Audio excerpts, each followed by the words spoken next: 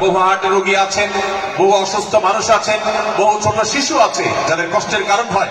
বিধায় আমরা কখনো আমাদের শব্দ নিয়ে কাউকে কষ্ট হতে দিব না। আল্লাহ আমাদের সবাইকে তৌফিক দান করুন। মাশাআল্লাহ, তার সাথে বুক মেলাতে আপনার কষ্ট হবে না, তার সাথে বসতে আপনার অসুবিধা হবে না।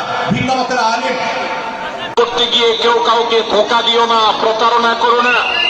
ওয়ালা তাবাগাদু, তোমরা একে অন্যের সাথে শত্রুতা বিদ্বেষ পোষণ করবে না।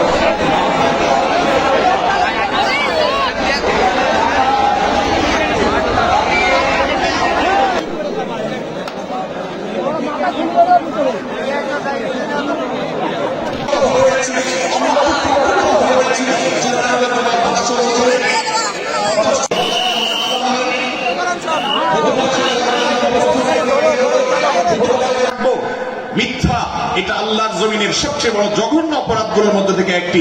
একজন মুসলমান একমতের অনুসারী আরেক মতের অনুসারীকে ভাই বলতে অসুবিধা হবে না। আমরা সোশ্যাল মিডিয়াতে নিজেদের মধ্যে কামড়াকামড়ি করবো না।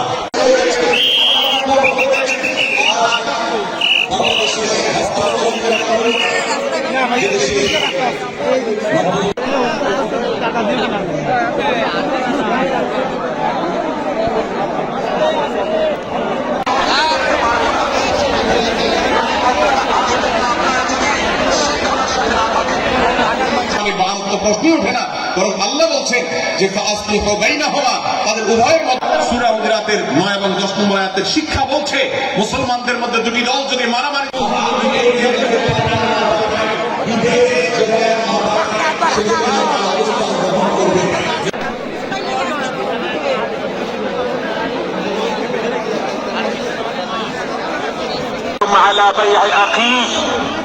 এবং তোমাদের কেউ যেন আরেকজনের কেনা বেচার উপরে মুসলমানের সাথে শত্রুতা পোষণ করা যাবে না।